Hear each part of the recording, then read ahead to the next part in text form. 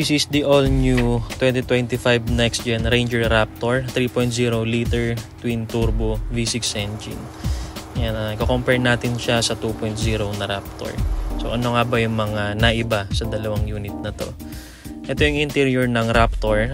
Sa exhaust meron kang option normal, sports mode, tsaka yung track and quiet mode.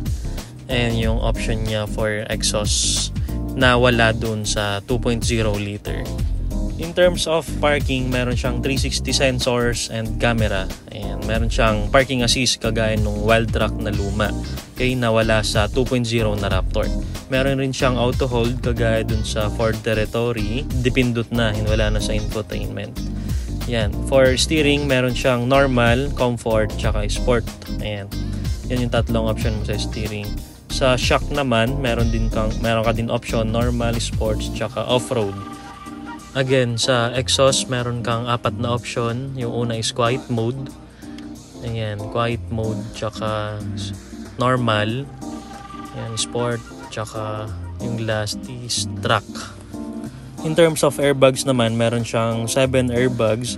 Isa sa driver seat, tsaka front passenger. Ayan, side by side meron siya, tsaka sa curtain airbag meron din siya, knee airbag, so total of 7 airbags. Okay, so ito yung tunog ng exhaust, check natin.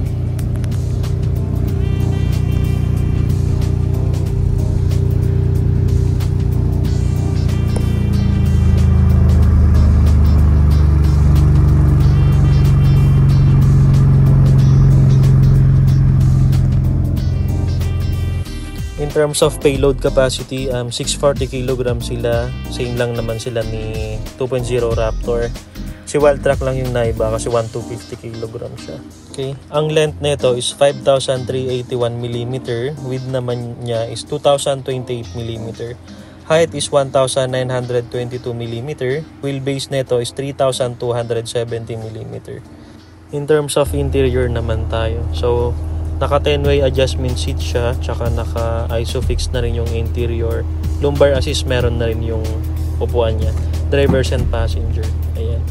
At the back meron siyang air vents, tsaka 230 volt socket.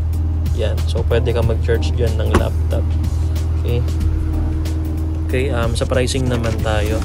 Itong si V6 Raptor is 2,754,000 siya, while the 2.0 is 2,345,000. Okay, may additional 15,000 si Code Orange. Okay, in terms of promos naman, kindly contact your dealer kasi iba-iba tayo ng promo. Okay, dito sa Ford Subic, dahil ahente ako dito, may mga discount tayo dito, 100,000 up to 150,000 discount for cash or bank financing for this season. Ayan. Again guys, hindi pare-parehas ang offer natin conforme sa season. Ayan. So in terms of driving, yun yung mga mode of driving niya. So sa infotainment, naka 12-inch pa rin tayo, same sa 2.0 na Raptor. Ayan. Nakalagay na rin dyan yung diff lock niya, tsaka yung front wheel lock. Ayan. Yung nasa gitna, not sure kung ano pa to, re-research ko pa to. So ayan, may mga client na rin tayo from dito sa YouTube channel. Nakakatuwa dahil nare-reach out nila tayo at nasa malayong lugar sila. Pinupuntahan nila tayo dito sa Ford Subic. Ayan. So shoutout sa inyo mga madam sir, maraming salamat po sa tiwala.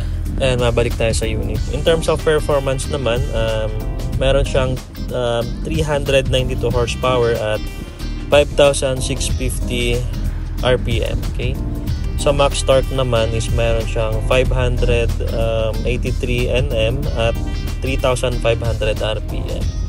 So ayun siya. Again guys, this is the gasoline engine, V6 siya. So asahan natin may kain talaga siya gas.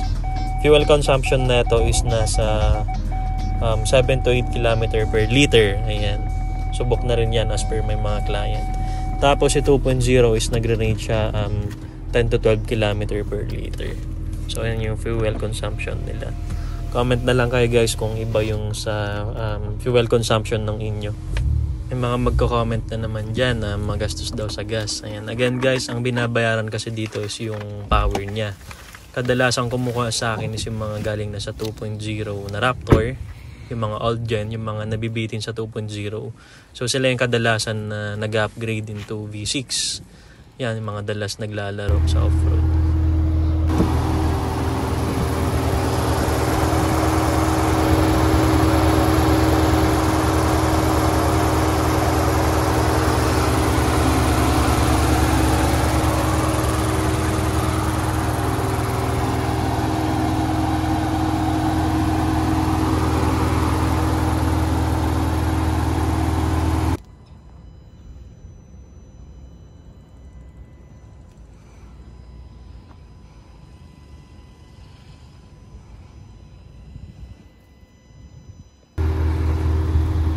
Ayan, maraming salamat po sa panonood. Sa mga willing po mag-purchase ng unit here at Ford Subic, andyan po sa ibaba yung contact number ko, 0998-587-8209. Ayan, or pag nag-walk-in po kayo, kindly look for me na lang po. Ayan, welcome na welcome po kayo dito sa Ford Subic. Ayan.